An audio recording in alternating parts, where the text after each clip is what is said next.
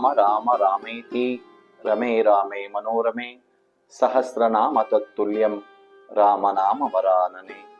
ಹರಯೇ ನಮಃ. ಶ್ರೀ ಗುರುಭ್ಯೋ ನಮಃ. ಪರಮಗುರುಭ್ಯೋ ನಮಃ. ಶ್ರೀಮದ್ ಆನಂದತೀರ್ಥ ಭಗವತ್ಪಾದಾಚಾರ್ಯ ಗುರುಭ್ಯೋ ನಮಃ. ಹರಿ ಓಂ. ಇವತ್ತಿನ ದಿವಸ ನಾವು ಆಷಾಢ ಶುದ್ಧ ಏಕಾದಶಿಯ ಕರ್ತವ್ಯ ಅಂದರೆ ಉಪವಾಸ ಮತ್ತು ತಪ್ತ ಮುದ್ರಾಧಾರಣೆಯ ವಿಚಾರವನ್ನ ಆರಂಭ ಮಾಡ್ತಾ ಇದ್ದೇವೆ. ಶ್ರೀ ಗುರುಭ್ಯೋ ನಮಃ. ಓಂ ಗಣನಾನ್ತ್ವಾ ಗಣಪತಿಗಂ ಹವಾಮಹೇ ಕವಿಂ ಕವೇನಾವಪಮಶ್ರವಸ್ತಮಂ ಜ್ಯೇಷ್ಠರಾಜಂ ಬ್ರಹ್ಮಣಾನ್ ಬ್ರಹ್ಮಣಸ್ಪತ ಆನಶೃಣ್ವನ್ನೋತಿಭಿಃ ಸೀದಸದನಂ. ಈ ಆಷಾಢ ಮಾಸಕ್ಕೆ ಶ್ರೀ ವೃಷಾಕಪಿ ನಾಮಕ ವಾಮನ ಮೂರ್ತಿ ಅಭಿಮಾನ ದೇವತೆ. ತಪ್ತ ಮುದ್ರಾಧಾರಣೆ ವಿಶೇಷವಾಗಿ ಈ ಏಕಾದಶಿಯಂದು ಮಾಡಿಕೊಳ್ತಕ್ಕಂಥದ್ದು ಸಾರೋದ್ಧಾರವಾಗಿ ಶ್ರೀಮದ್ ಆಚಾರ್ಯರ ಕಾಲದಿಂದಲೂ ಕೂಡ ಪರಂಪರಾಗತವಾಗಿ ಪ್ರಾಪ್ತಿಯಾಗಿರತಕ್ಕಂತಹ ಸೌಭಾಗ್ಯ. ಏನಿದು ತಪ್ತ ಮುದ್ರಾಧಾರಣೆ ಅಂದ್ರೆ 14 ಲೋಕದ ಒಡೆಯನಾದ ತ್ರೈಲೋಕ್ಯಾಧಿಪತಿಯಾದ ಸರ್ವತಂತ್ರ ಸ್ವತಂತ್ರನಾದ ಸರ್ವಜ್ಞನಾದ ಜ್ಞಾನಪೂರ್ಣನಾದಂತಹ ಶ್ರೀ ಮಹಾವಿಷ್ಣು ವಿಶೇಷವಾಗಿ ತನ್ನ ಆಭರಣಗಳನ್ನು, ತನ್ನ ಆಯುಧಗಳನ್ನ, ತನ್ನ ಚಿಹ್ನೆಗಳನ್ನ ಅತ್ಯಂತ ಕಾರುಣ್ಯದಿಂದ ತನ್ನ ಭಕ್ತ ಸಮೂಹಕ್ಕೆ ಅನುಗ್ರಹ ಮಾಡಿಕೊಟ್ಟಿರ್ತಾನೆ. ಪರಮಾತ್ಮ ತತ್ವಾಭಿಮಾನಿ ದೇವತೆಗಳನ್ನೂ ಸೃಷ್ಟಿ ಮಾಡಿದ್ದಾನೆ, ತತ್ವಾಭಿಮಾನಿ ದೈತ್ಯರನ್ನೂ ಕೂಡ ಸೃಷ್ಟಿ ಮಾಡಿದ್ದಾನೆ. ಪರಮಾತ್ಮ ಅನಂತ ಕಲ್ಯಾಣ ಗುಣ ಪರಿಪೂರ್ಣ. ಜಗತ್ಸೃಷ್ಟಿಯಿಂದ ಭಗವಂತನಿಗೆ ಆಗಬೇಕಾದದ್ದು ಯಾವುದೂ ಇಲ್ಲ. ಆದರೆ ಪರಮಾತ್ಮನಿಗೆ ಇದೊಂದು ರೀತಿಯಾದಂತಹ ವಿಡಂಬನೆ. ಅವನು ಕಪಟ ನಾಟಕ ಸೂತ್ರಧಾರಿ ಅಲ್ವಾ? ಹಾಗಾಗಿ ಒಂದು ಸರಿ ವೃತ್ರಾಸುರನನ್ನ ಸಂಹಾರ ಮಾಡಬೇಕಾದಾಗ, ಅವರಿಂದ ಜಯಶಾಲಿಗಳಾಗಬೇಕಾದ್ರೆ ಭಗವದ್ ಅನುಗ್ರಹ ದೇವತೆಗಳಿಗೆ ಬೇಕಾಗಿತ್ತು. ಅಂತಹ ಸಂದರ್ಭದಲ್ಲಿ ಮಹಾಸುದರ್ಶನ ಚಕ್ರ ಮತ್ತು ಶಂಖವನ್ನ ಧಾರಣೆ ಮಾಡಿಕೊಂಡು ದೇವತೆಗಳು ವೃತ್ರಾಸುರನನ್ನ ಸಂಹಾರ ಮಾಡಿದ್ರು ಅಂತಕ್ಕಂತಹ ಕತೆ ಬರ್ತಾ ಇದೆ. ನಮ್ಮಲ್ಲೂ ಕೂಡ ಅನೇಕ ಅರಿಷಡ್ವರ್ಗಗಳಿದೆ. ಕಾಮ, ಕ್ರೋಧ, ಲೋಭ, ಮೋಹ, ಮದ, ಮಾತ್ಸರ್ಯ ಅಂತಕ್ಕಂಥದ್ದು. ಅದಕ್ಕೆ ಪ್ರಾತಸ್ಮರಣೀಯರಾಗಿರತಕ್ಕಂತಹ ಶ್ರೀಪಾದರಾಜರು ಒಂದು ವಾಕ್ಯವನ್ನು ಹೇಳ್ತಾರೆ.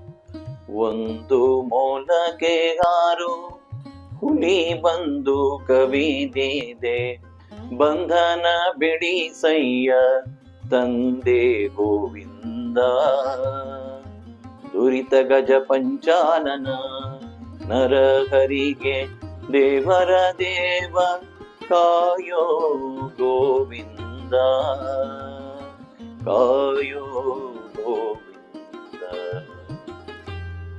ನಮ್ಮ ಈ ಜೀವ ಒಂದು ಮೊಲಕ್ಕೆ ಹೋಲಿಸಿದ್ದಾರೆ ಶ್ರೀಪಾದರಂಗಳವರು. ಆರಿಷಡ್ವರ್ಗಗಳನ್ನ ಸಿಂಹಗಳಿಗೆ ಹೋಲಿಸಿದ್ದಾರೆ. ಒಂದು ಪುಟ್ಟ ಮೊಲಕ್ಕೆ ಒಂದು ಸಿಂಹವಾಗಿದ್ರೆ, ವ್ಯಾಘ್ರವಾಗಿದ್ರೆ ಸಾಕಾಗ್ತಿತ್ತು. ಆದ್ರೆ 6 ಹುಲಿಗಳು ಬಂದು ಅದನ್ನ ಕರೆದಿದೆ. ಈ ಬಂಧನವನ್ನ ಬಿಡಿಸು ಅಂತ ನರಸಿಂಹ ದೇವರನ್ನ ಕೊಂಡಾಡ್ತಾ ಇದ್ದಾರೆ ಶ್ರೀಪಾದಂಗಳವರು. ಹಾಗಾಗಿ ಈ ಪುಣ್ಯ ಜೀವಿಗಳಿಗೆ ಈ ಒಂದು ತಪ್ತ ಮುದ್ರಾಧಾರಣೆ ಅನ್ನುವಂತಹ ವಿಚಾರ ಬಂದಾಗ, ಜನ್ಮ ಜಾಯತೆ ಜಂತು ಸಂಸ್ಕಾರಾತ್ ದ್ವಿಜ ಉಚ್ಯತೆ ಅಂತ ಒಂದು ವಾಕ್ಯ.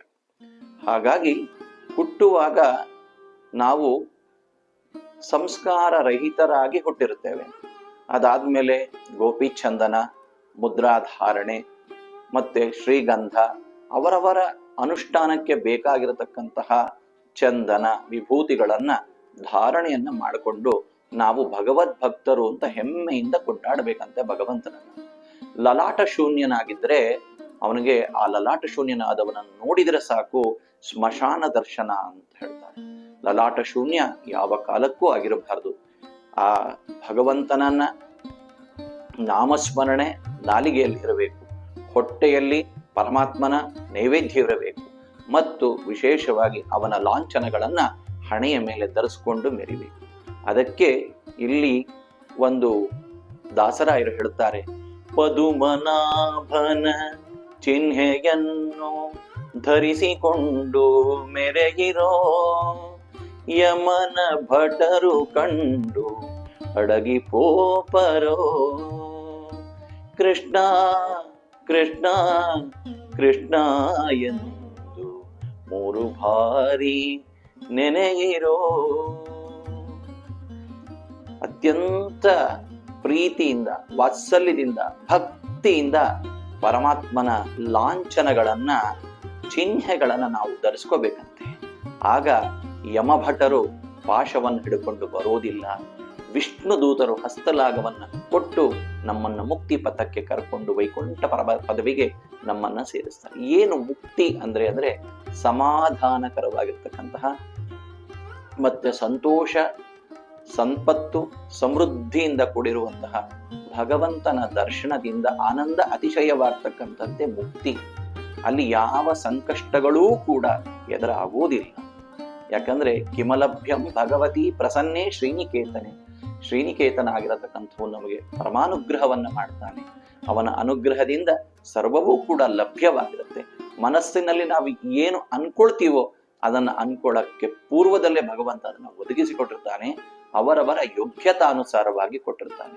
ಯೋಗ್ಯತಾಂ ತಾರತಮ್ಯಾತ್ ಅಂತ ತ್ರಿವಿಕ್ರಮ ಪಂಡಿತಾಚಾರ್ಯರು ಹೇಳ್ತಾರೆ. ಅಂದ್ರೆ ಸುಖ ಕೊಡು, ಸಂತೋಷ ಕೊಡು, ನೆಮ್ಮದಿ ಕೊಡು, ಸಂಪತ್ತು, ಐಶ್ವರ್ಯ ಕೊಡು, ಅದು ಕೊಡು, ಇದು ಕೊಡು ಅಂತ ದೇವರನ್ನ ಯಾವ ಕಾಲಕ್ಕೂ ಕೇಳಬಾರದಂತೆ.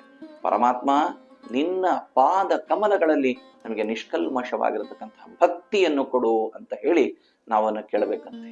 ಅವು ನಿಷ್ಕಲ್ಮಶವಾದಂತಹ ಭಕ್ತಿ ಬರಬೇಕಾದ್ರೆ ಭಜ ಸೇವಾಯಾಮ್ ಭಕ್ತಿ ಅಂತ ಹೇಳ್ತಾರೆ. ಪರಮಾತ್ಮನ ವಿಚಾರಗಳನ್ನ ತಿಳ್ಕೋಬೇಕು. ಪರಮಾತ್ಮನನ್ನ ದಾಸರಾಯರ ದಾಸ ಸಾಹಿತ್ಯದ ಮೂಲಕ ಕೊಂಡಾಡಬೇಕು. ವ್ಯಾಸ ಸಾಹಿತ್ಯದ ಮೂಲಕ ವೇದಾಧ್ಯಯನಗಳನ್ನು ಮಾಡಿ, ವೇದ ಪಾರಾಯಣಗಳನ್ನ ಮಾಡಿ ಭಗವಂತನನ್ನ ಕೊಂಡಾಡಬೇಕು. ಹೀಗೆ ಕೊಂಡಾಡಿದಾಗ ನಮಗೆ ಇದು ಸಾಧನದ ಶರೀರವಾಗುತ್ತೆ. ಇದನ್ನ ಮಾಡಬೇಕಾದ್ರೆ ಏಕಾದಶಿಯ ದಿವಸ, ಈ ಏಕಾದಶಿಗೆ ಶಯನ ಏಕಾದಶಿ, ಶಯನಿ ಏಕಾದಶಿ ಅಂತ ಹೇಳಿ ಕರೀತಾರೆ.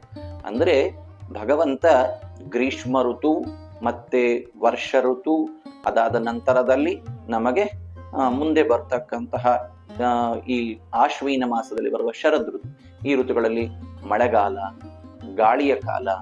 ಹಾಗಾಗಿ ಇಂತಹ ಕಾಲದಲ್ಲಿ ಕ್ರಿಮಿಗಳು, ಕೀಟಗಳು, ಜಂತುಗಳು ವಿಶೇಷವಾಗಿ ಗಾಳಿಯ ಮೂಲಕ, ಮಳೆಯ ಮೂಲಕವಾಗಿ ಎಲ್ಲ ಕಡೆ ಇರುತ್ತೆ. ರೋಗ ರುಜಿನಗಳು, ಉಪದ್ರಗಳು ಹೆಚ್ಚತಕ್ಕಂಥದ್ದಾಗಿರುತ್ತೆ. ಅದಕ್ಕೋಸ್ಕರವಾಗಿ ಆಹಾರ ಕ್ರಮದಲ್ಲಿ ನಾವು ವ್ಯವಸ್ಥಿತವಾದಂತಹ ಆಹಾರವನ್ನ ಈ ಋತುವಿಗೆ ತಕ್ಕ ಹಾಗೆ ಜೀರಿಗೆ, ಮೆಣಸು ಇಂತಹ ಪದಾರ್ಥಗಳು, ಮಾವಿನ ಹಣ್ಣಿನ ತೊಗಟೆ ಮತ್ತು ನಲ್ಲಿ ಚಟ್ಟು ಇಂತಹ ಆಹಾರವನ್ನ, ದೇಹದಲ್ಲಿ ಉಷ್ಣತೆಯನ್ನು ಉಂಟು ಮಾಡುವಂತಹ ಆಹಾರ ಪದಾರ್ಥಗಳನ್ನ ನಾವು ಸ್ವೀಕಾರ ಮಾಡಬೇಕು. ಭಗವಂತನಿಗೆ ಸಮರ್ಪಣೆ ಮಾಡಿ ನಾವು ಸ್ವೀಕಾರ ಮಾಡಬೇಕು. ಆರೋಗ್ಯ ಬರ್ತಕ್ಕಂಥದ್ದು, ಪುಣ್ಯ ಸಂಘಟನೆಗೂ ಕೂಡ ಇದು ಅವಕಾಶ ಆಗುತ್ತೆ. ಹಿತಭುಕ್, ಮಿತಭುಕ್ ಮತ್ತು ಋತುಭುಕ್ ಅಂತ ಹೇಳಿ ಕರೀತಾರೆ. ಋತುವಿಗೆ ಅನುಸಾರವಾಗಿ ಭಗವಂತನಿಗೆ ನಿವೇದನ ಮಾಡಿ ಅದನ್ನು ನಾವು ಸ್ವೀಕಾರ ಮಾಡಬೇಕು. ಇದು ಚಾತುರ್ಮಾಸ್ಯದಲ್ಲಿ 4ದಲ್ಲಿ ಕ್ಷೀರವ್ರತ, ದಧಿವ್ರತ, ಶಾಖವ್ರತ, ಈ ರೀತಿ 4 ಮಾಸಗಳಲ್ಲೂ ಕೂಡ 4 ವಿಧವಾದ ಅದನ್ನ ತ್ಯಜಿಸುವುದು ಅಂತ ಅರ್ಥ. ಹಾಗಾಗಿ ಅದನ್ನ ಉಪಯೋಗ ಮಾಡುವುದಲ್ಲ ಚಾತುರ್ಮಾಸ್ಯ ವ್ರತದಲ್ಲಿ. ಆಹಾರ ಕ್ರಮವಾಯಿತು. ವಿಹಾರ ಕ್ರಮದಲ್ಲೂ ಕೂಡ ಈ ಆಷಾಢ ಮಾಸದಲ್ಲಿ ಪುಣ್ಯಕ್ಷೇತ್ರಗಳ ದರ್ಶನಗಳನ್ನ ಮಾಡಿ, ಶಕ್ತಿ ದೇವತೆಗಳ ದೇವಾಲಯಗಳಿಗೆ ಹೋಗಿ ಬನ್ನಿ. ವಿಶೇಷವಾಗಿ ಬೆಟ್ಟದ ಮೇಲಿರ್ತಕ್ಕಂತಹ ಚಾಮುಂಡೇಶ್ವರಿಯ ದರ್ಶನ ಮಾಡಿ, ಮತ್ತು ವಿಶೇಷವಾಗಿ ಕಮಲಶಿಲೆಯಲ್ಲಿರ್ತಕ್ಕಂತಹ ಬ್ರಾಹ್ಮಿ ದುರ್ಗಾದೇವಿಯ ದೇವಸ್ಥಾನವನ್ನ ದರ್ಶನ ಮಾಡಿ, ಹೊರನಾಡು ಅನ್ನಪೂರ್ಣೇಶ್ವರಿಯನ್ನ ದರ್ಶನ ಮಾಡಿ, ಮತ್ತೆ ಕಬ್ಬಾಳಗೆ ಹೋಗಿ ಕಬ್ಬಾಳಮ್ಮ ದೇವರ ದರ್ಶನ ಮಾಡಿ, ಮುತ್ಯಾಲಮ್ಮ ಶಿವಾಜಿನಗರದಲ್ಲಿ ಬೆಂಗಳೂರಿಗೆ ಸಮೀಪದಲ್ಲಿದೆ, ಅಲ್ಲಿ ದೇವಿಯ ದರ್ಶನವನ್ನ ಮಾಡಿ, ಮತ್ತೆ ವಿಶೇಷವಾಗಿ ಬಸವನಗುಡಿ ಕ್ಷೇತ್ರದಲ್ಲಿರ್ತಕ್ಕಂತಹ ಯಾವ ಕೃಷ್ಣರಾವ್ ಪಾರ್ಕ್ ಅದರ ಹಿಂಭಾಗದಲ್ಲಿರ್ತಕ್ಕಂತಹ ಶ್ರೀ ರೇಣುಕಾ ಯಲ್ಲಮ್ಮ ದೇವಿಯ ದರ್ಶನ ಮಾಡಿ. ನೋಡಿ, ನಾವು ಬನಶಂಕರಿಯಲ್ಲಿದ್ದೀವಿ. ಬನಶಂಕರಿ ಮೊದಲನೇ ಹಂತ, ಎರಡನೇ ಹಂತ, ಮೂರನೇ ಹಂತ, ಆರನೇ ಹಂತದವರೆಗೂ ಎಲ್ಲ ಇದೆ. ಅಷ್ಟು ಜನ ನಾವೆಲ್ಲರೂ ಕೂಡ ಇಲ್ಲಿ ವಾಸ ಮಾಡ್ತಾ ಇದ್ದೀವಿ. ಬನಶಂಕರಿ ತಾಯಿಯ ಆಶ್ರಯದಲ್ಲಿ, ಅವಳ ಮಡಿಲಿನಲ್ಲಿದ್ದೀವಿ. ನಾವು ಎಷ್ಟು ಜನ ಬನಶಂಕರಿ ತಾಯಿಯ ದರ್ಶನ ಮಾಡಿದ್ದೀವಿ ಅಲ್ವಾ? ಹಾಗಾಗಿ ಈ ಒಂದು ಮಾಸದಲ್ಲಿ, ಆಷಾಢ ಮಾಸದಲ್ಲಿ ಆ ಬನಶಂಕರಿ ದೇವಿಯ ಅನುಗ್ರಹಕ್ಕೆ ಪಾತ್ರರಾಗಿ ಈ ಏಕಾದಶಿಯ ದಿವಸದಂದು ಉಪವಾಸವನ್ನು ಮಾಡಿ. ಉಪ ಅಂದ್ರೆ ಸಮೀಪ, ಭಗವದ್ ವಿಚಾರಗಳನ್ನ ಮಾತಾಡೋದು, ಭಗವಂತನ ಸಮೀಪದಲ್ಲಿರ್ತಕ್ಕಂಥದ್ದು, ಅನ್ನ ಆಹಾರಿಗಳನ್ನ ತ್ಯಜಿಸ್ತಕ್ಕಂಥದ್ದು. ಯಾವ ಕಾಲಕ್ಕೂ ಕೂಡ ಅನ್ನ ಆಹಾರಾದಿಗಳನ್ನ ಇವತ್ತಿನ ದಿವಸ ತಿನ್ನಬಾರದು. ಅನ್ನ ಆಹಾರಾದಿಗಳನ್ನ ತಿಂದ್ರೆ ನಾಯಿ ಮಾಂಸ ತಿಂದಷ್ಟು ಮಟ್ಟಿಗೆ ಪಾಪ ಘೋರವಾಗಿ ಬರ್ತಾ ಇದೆ. ಮತ್ತು ಇವತ್ತಿನ ದಿವಸ ಅನ್ನ ತಿಂದವರಿಗೆ ಯಮಭಟರು ಕೀವು ಮಾಂಸಗಳ ಬಾಂಡ್ಲೆಯಲ್ಲಿ ಹಂದಿಯನ್ನ ಅರ್ಧಂಬರ್ಧ ಅರೆಬರೆ ಹೇಗೆ ಸುಡ್ತಾರೋ ಹಾಗೆ ಸುಟ್ಟು ಹಾಕಿಬಿಡ್ತಾರೆ. ಅದಕ್ಕೋಸ್ಕರವಾಗಿ ಯಾವ ಕಾಲಕ್ಕೂ ನಾವು ಏಕಾದಶಿಯ ದಿವಸ ಅನ್ನ ಆಹಾರಾದಿಗಳನ್ನ ಸೇವನೆ ಮಾಡುವುದು ಬೇಡ. ಜಾವದಳೆದ್ದು ನೆರೆಹೊರೆಯವರು ಕೇಳುವಂತೆ ಶ್ರೀಹರಿಯ ನಾಮ ಸ್ಮರಣೆಯನ್ನ ಮಾಡಿ ಈ ಏಕಾದಶಿಯ ದಿವಸದಲ್ಲಿ ನಾವು ಸಾರ್ಥಕ್ಯವನ್ನು ಮಾಡ್ಕೋಬೇಕು. ತಪ್ತ ಮುದ್ರಾಧಾರಣ ಅತಪ್ತತ ನೂರ್ನತ ದಾಮೋ ಅಶ್ನುತೆ.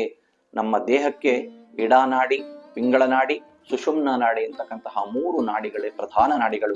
32,000 ಪುರುಷ ನಾಡಿಗಳು, 32,000 ಸ್ತ್ರೀ ನಾಡಿಗಳು. ಇಷ್ಟು ಇದ್ದು 74 ನಾಡಿ ಇದ್ದರೂ ಪ್ರಧಾನವಾಗಿ ಈ 3 ನಾಡಿಗಳು ವಿಶೇಷವಾಗಿ. ಈ ಹಿಂದೆ ನಮಗೆ ಈ ಗಾಳಿಯ ಕಾಲದಲ್ಲಿ ಅನೇಕ ಸೋಂಕುಗಳು ಬರೋದು, ಸಾಂಕ್ರಾಮಿಕ ರೋಗಗಳು ಬರೋದು. ಆಗ ದೇವಿ ಹಾಕಿಸೋದು ಅಂತ ಹೇಳಿ ಕರೆದು ವ್ಯಾಕ್ಸಿನೇಷನ್ಗಳನ್ನು ಹಾಕೋರು. ಮತ್ತೆ ಬಳೆ ಸುಟ್ಟು ಬಳೆಯಲ್ಲಿ ಚಿಟಿಕೆ ಅಂತ ಹಾಕೋರು. ಹಾಗೆ ಈ ಆಷಾಢ ಮಾಸದಲ್ಲಿ ಈ ಭಗವಂತನ ಚಿಹ್ನೆಗಳನ್ನ ಸುಟ್ಟು ಧಾರಣೆ ಮಾಡ್ಕೊಳ್ಳೋದ್ರೊಳಗೆ ಯಾವ ತಪ್ಪು ಇಲ್ವಲ್ಲ. ಅದಾದಾಗ ಈ ಇಡ, ಪಿಂಗಳ ಮತ್ತು ಸುಷುಮ್ನ ನಾಡಿ ಅತ್ಯಂತ ಜಾಗೃತವಾಗಕ್ಕೆ ಅವಕಾಶ ಆಗುತ್ತೆ. ಹಾಗಾಗಿ ನೀವು ತಪ್ತ ಮುದ್ರಾ ಧಾರಣೆಯನ್ನ ಮಾಡ್ಕೊಳ್ಳಿ. ಒಬ್ಬ ಕುಂಬಾರ ಮಡಿಕೆಯನ್ನು ಮಾಡುವ ಸಲುವಾಗಿ ಮಣ್ಣನ್ನು ತರ್ತಾನೆ, ಅದನ್ನು ಹರಿವಾಗಿ ತುಳಿತಾನೆ. ತುಳಿದಂತಹ ಮಣ್ಣನ್ನ ಅದನ್ನ ಒಂದು ಆ ಚಕ್ರದಲ್ಲಿ ಸುತ್ತಿ ಕುಂಭಾಕೃತಿಯನ್ನ ಮಾಡ್ತಾನೆ. ಕುಂಭಾಕೃತಿಯನ್ನ ಮಾಡಿ ಹದವಾದ ಬೆಂಕಿಯಲ್ಲಿ ಅದನ್ನ ಕಾಯಿಸ್ತಾನೆ. ಅದಾದಾಗ ಅದರೊಳಗೆ ನೀರನ್ನು ಹಾಕ್ಬೋದು, ಮಜ್ಜಿಗೆ ಹಾಕ್ಬೋದು, ಇದನ್ನ ಹಾಕ್ಬೋದು, ಅಡಿಗೆ ಮಾಡಬಹುದು. ಇದನ್ನೆಲ್ಲ ಮಾಡಕ್ಕೆ ಹೇಗೆ ಉಪಯೋಗ ಆಗತ್ತೆ, ಹದವಾಗಿ ಹೇಗೆ ಕಾಯಿಸ್ತಾನೆ, ಇದಕ್ಕೆ ಸಂಸ್ಕಾರ ಅಂತ ಹೇಳಿ ಕರೀತಾರೆ. ಹಾಗೆ ನಾವು ಕೂಡ ಈ ದೇಹ ಮಾಂಸ, ಮಜ್ಜ, ರುಧಿರ, ಕೀಲು ಅಂತಕ್ಕಂಥದ್ದು ಇದೆಲ್ಲ ದೇಹದೊಳಗೆ ಇರ್ತಕ್ಕಂಥದ್ದಕ್ಕೆ ಕಾಯ, ವಾಚ, ಮನಸ. ನೋಡಿ, ಬ್ರಹ್ಮದೇವರೇ ಹೇಳ್ತಾರೆ, ಅಪರಾಧ ಸಹಸ್ರಾಣಿ ಕ್ರಿಯಂತೆ ಅಹರ್ನಿಶಮ್ಮಯ ತಾನಿ ಸರ್ವಾಣಿ ಮೇ ದೇವ ಕ್ಷಮಸ್ವ ಪುರುಷೋತ್ತಮ. ಹೇ ಪುರುಷೋತ್ತಮ, ಅಹರ್ನಿಶಿ ಹಗಲು ರಾತ್ರಿ ಕಣ್ಣಿನ ಎವೆ ಇಕ್ಕದ ಕಾಲದಲ್ಲೂ ಕೂಡ ನಾವು ಅನಂತವಾಗಿರತಕ್ಕಂತಹ ಪಾಪ ಕರ್ಮಗಳನ್ನು ಮಾಡ್ತಾ ಇದ್ದೇವೆ, ಅದನ್ನ ಕ್ಷಮ ಮಾಡು ಪ್ರಭು ಅಂತ ಹೇಳಿ ಪರಮಾತ್ಮನನ್ನ ಬ್ರಹ್ಮದೇವರು ಕೇಳ್ತಾರೆ. ಹಾಗಾಗಿ ಅಂತ ಪಾಪ ಕರ್ಮಗಳು ಕೂಡ ದಹಿಸಿ ಹೋಗುತ್ತೆ ಏಕಾದಶಿಯ ಉಪವಾಸ ಮಾಡಿದರೆ. ಏಕಾದಶಿಯ ತಪ್ತ ಮುದ್ರಾ ಧಾರಣೆಯನ್ನು ಮಾಡಿಕೊಂಡಾಗ ಎಲ್ಲ ವಿಧವಾಗಿರ್ತಕ್ಕಂತಹ ಐಶ್ವರ್ಯಕ್ಕೆ ಕಾರಣೀಭೂತವಾಗುತ್ತೆ. ಎಲ್ಲ ತತ್ವಾಭಿಮಾನಿ ದೇವತೆಗಳು, ದೇಹದಲ್ಲಿರ್ತಕ್ಕಂತಹ ಇಂದ್ರಿಯಾಭಿಮಾನಿ ದೇವತೆಗಳು ಕೂಡ ಜಾಗ್ರತೆಯನ್ನು ಹೊಂದಿ ಅವರು ಸುಖ ಹೇತುಗಳು, ಆರೋಗ್ಯ ಭಾಗ್ಯ, ಸಿರಿ ಸೌಭಾಗ್ಯ, ಸಂಪತ್ತಿಗೆ ಕಾರಣವಾಗುತ್ತೆ. ಅದಕ್ಕೋಸ್ಕರವಾಗಿ ಪ್ರತಿಯೊಬ್ಬರೂ ಕೂಡ ತಪ್ತ ಮುದ್ರಾ ಧಾರಣೆಯನ್ನ ಮಾಡ್ಕೊಳ್ಳಿ. ವಿಶೇಷವಾಗಿ ಸೇರಿ ಸಂತಪ್ತ ಸುದರ್ಶನ ಶಂಖವ ಅದನ್ನು ಮಾಡಿಕೊಂಡು ಮುದ್ರಧಾರಣೆಯನ್ನ ಮಾಡಿಕೊಂಡು ನಾವು ವಿಷ್ಣು ಭಕ್ತರು ಅಂತ ಹೆಮ್ಮೆಯಿಂದ ಹೇಳ್ಕೊಳ್ಳಿ. ಇಂತಹ ಹರಿಚಿತ್ತ ಸತ್ಯ ಅಂತಕ್ಕಂತಹ ಯೂಟ್ಯೂಬ್ ಚಾನಲ್ನಲ್ಲಿ ಈ ವಿಚಾರವನ್ನು ನಾವು ತಿಳಿಸಿದ್ದೇವೆ. ಯಾರೆಲ್ಲ ಈ ಒಂದು ಯೂಟ್ಯೂಬ್ ಚಾನಲ್ಗೆ ಸಬ್ಸ್ಕ್ರೈಬ್ ಆಗಿಲ್ಲ, ದಯವಿಟ್ಟು ಸಬ್ಸ್ಕ್ರೈಬ್ ಆಗಿ ಮತ್ತು ನಿಮ್ಮ ಬಲಭಾಗದಲ್ಲಿರ್ತಕ್ಕಂತಹ ಬೆಲ್ ಐಕಾನ್ ಒತ್ತುವುದರ ಮೂಲಕ ಅನೇಕ ವಿಚಾರಗಳನ್ನು ನೀವು ತಿಳ್ಕೊಳ್ಳೋಕ್ಕೆ ಅವಶ್ಯಕವಾಗಿ ಮಾಡಿಕೊಂಡು ನಮ್ಮನ್ನ ಸಂಪರ್ಕದಲ್ಲಿ ಇಟ್ಕೋಬಹುದು. ಧನ್ಯವಾದಗಳು. ಹರೇ ಶ್ರೀಮಾತ. ಸರ್ವೇ ಭವಂತು ಸುಖಿನಃ, ಸರ್ವೇ ಸಂತು ನಿರಾಮಯ, ಸರ್ವೇ ಭದ್ರಾಣಿ ಪಶ್ಯಂತು, ಮಾ ಕಶ್ಚಿತ್ ದುಃಖ ಭಾರ್ ಭವೇತ್. ಹರಯೇ ನಮಃ.